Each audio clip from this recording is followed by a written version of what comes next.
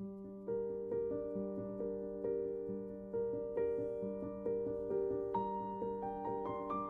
warm welcome to our viewers for Ask Your Expert series today.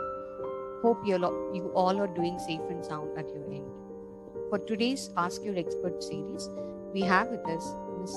Sai Krupa Mannimuthu to share information about pediatric physiotherapy services. Let me introduce you our speaker for today. Ms. Sai Krupa has completed her Masters in Physiotherapy, specializing in orthopedics at SRM, Katanglatur, Chennai. Her expertise lies in assessment and treatment of musculoskeletal issues and neurological disorders across lifespan. Ms. Sai Krupa is providing her services as a consultant at Treya Child Development Solutions through online as well as in-person consultations. Okay, Krupa, welcome to today's discussion.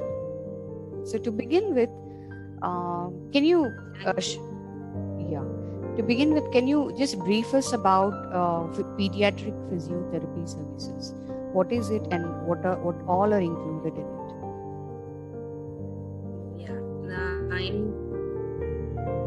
Good day to everyone, and my name is Sai Krupa Mannimuthu. In pediatric physio, we actually deal with the child. For child, to improve the range of motion, and we'll make the child to sit, and we'll make the child to stand, walk, and we'll the main aim to make the child independent at last. So startingly we'll be dealing with increased range of motion, and we'll improve strength of the muscles. So for that we'll be doing stretchings. So progressively we'll be doing weight bearing and controlled movements, balance, coordination. At last, the main aim is to make the child independent. The child should be independent and will be doing all the works by himself or herself. That's the main motive. So for that we'll be doing all the strengthening, stretching, weight bearing, to increase the range of motion, everything. So the periodic physiotherapy services will be in pediatric. Mainly, we'll focus on these elements. Okay, that's good to know. And I would also like to know, when should a parent, consult a physiotherapist? Yeah, the parent should consult a physiotherapist when they see in any delay in milestones for the child, or the child has any Erb's palsy while delivery, in any forceps delivery or vacuum delivery. While they take the child out, the nerves in the neck may be damaged. So the child may develop Erb's palsy. That means hand paralysis, any hand, or right or left. So hand paralysis, that means hand paralysis means Erb's paralysis, CP, cerebral palsy, Down syndrome, autism, or any epilepsy, or any orthopedic conditions, like they have any flat foot, club foot, congenital, the CTEV, congenital equine, any foot deformities, or any hand ortho-related, bone-related conditions. So mainly for child, we can see that they have delayed milestones, cerebral palsy, autism, or Down syndrome. If the child has any controlled, abnormal behavior changes, or abnormal controlled movements, abnormal movements in hands and legs, so then they can consult physiotherapy. We can give services to them. Okay, that's very interesting. That's the main. Yeah. This because many are not aware, of these conditions, and that they should, approach a physiotherapist when they identify such signs and symptoms. So now, please. Because in all these conditions, the muscle will be weakened. So for gaining the strength of the muscle, we should do stretchings. We should strengthen the muscle. So it will occur to while doing stretches, the muscle will get the strength and strengthening exercises. Then weight bearing for legs, we can do weight bearing. Due to weight bearing, the muscle strength will gain. So then the baby will become independent. He can do his own works in hand or leg. He can do his own work, so he'll be independent. The main aim is to make the baby independent and to do his own works. Yeah, His own. I agree. So, like now considering the current situation, like we are in pandemic, and physiotherapy is something where you'll have to provide services in close contact. So now because of the current scenario, we are unable to do that, and we have like most of us did, we have moved to online consultations. So I would want you to share your experience or your views on teleconsultation with our viewers. Yeah, normally in physio teleconsultations, it won't be much that, because we are not able to touch the patient, because in contact the therapist can know how much the muscle strength is. By knowing how much the muscle strength is, we can because we have muscle strength grades 0 to 5. So without in contact, we can't say the muscle is in the number in, like it is in 3. So if we don't know, we can't proceed to gain the strength to 4 or 5. So, but if parents support is present, then we can gain the muscle strength to child. Okay, so like okay, so then what services could be provided through teleconsultation? Through teleconsultation, we can provide services, but the parents should mainly focus. They should train the child to do. Okay. That's the main thing. Because the parents some may do more movement for stretching, for suppose stretching.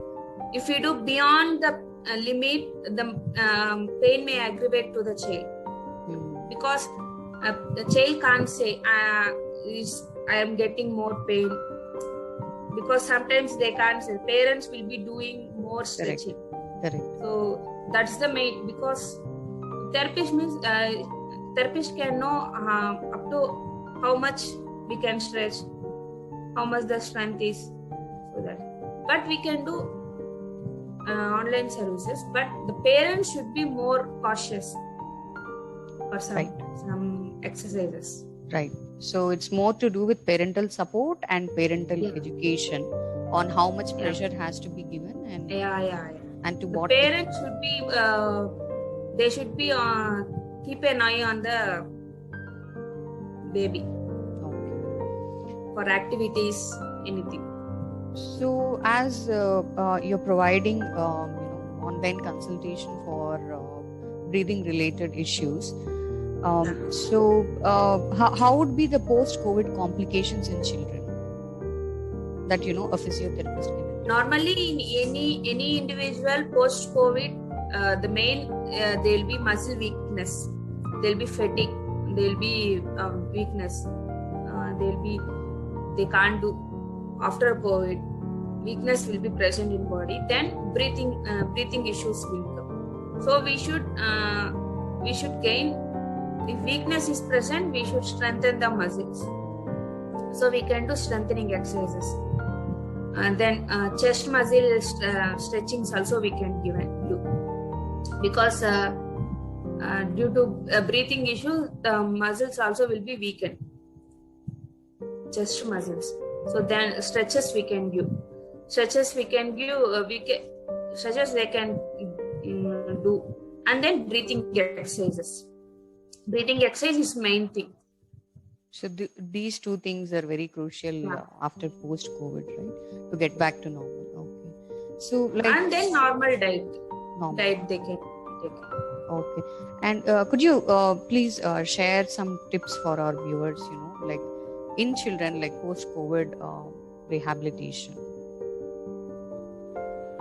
So breathing exercises. Breathing exercise normally we'll be doing deep breathing. Normally we'll be breathing, but we are unaware. We'll be breathing normally, but for rehabilitation, chest rehabilitation, we'll be doing deep breathing. So first thing, we should breathe through nose.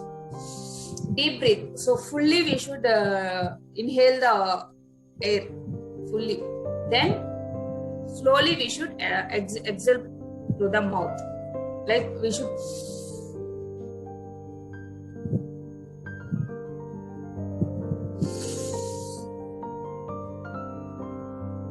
So like that, one thing. The next thing, same, we should deep through nose, and then we should exhale like we are whistling, like this. We should keep your mouth like pursed lip.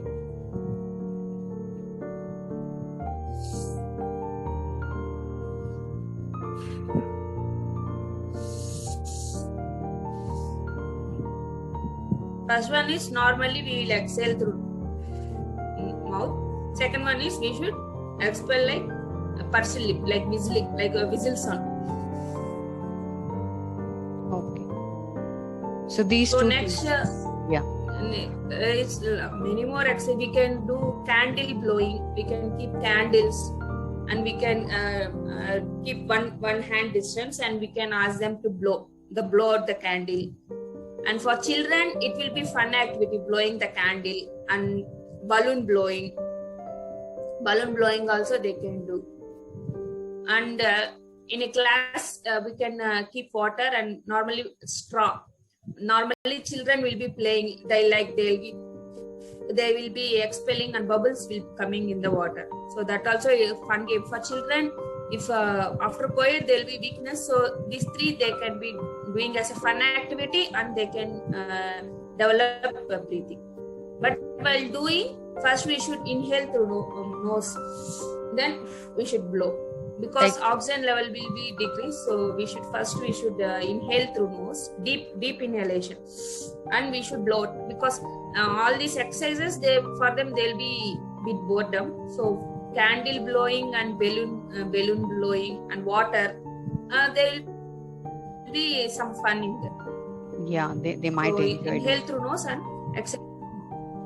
Yeah, because water with the straw also, they're blowing, the bubbles will be forming in that water. Normally they'll be playing like that. So along with exercises, the fun activity also will be added to it. Okay. Yeah, so that's what I was about to ask, like, because as adults we'll be able to do it, but when it comes to children, how do we make them do? But I think you have already talked about it. So like do stretching exercises is required, like are stretching exercises required for children post COVID? Yeah. Okay. Stretching exercises will be great. Okay, so just stretching exercise for chest muscles is just we can keep both hands on the wall or something. Then we should come forward. So then the chest muscles will be stretching. Just keep a hand on the wall or any door. So just we should move forward like this. So if you come like this, the chest muscle will be somewhat stretching. So stretching will happen. I think. Yeah, that's really helpful. So thank you so much, Krupa. I think it was, even for me, I have learned a lot from today's discussion. So hope our viewers find it helpful for their children. Thank you so much.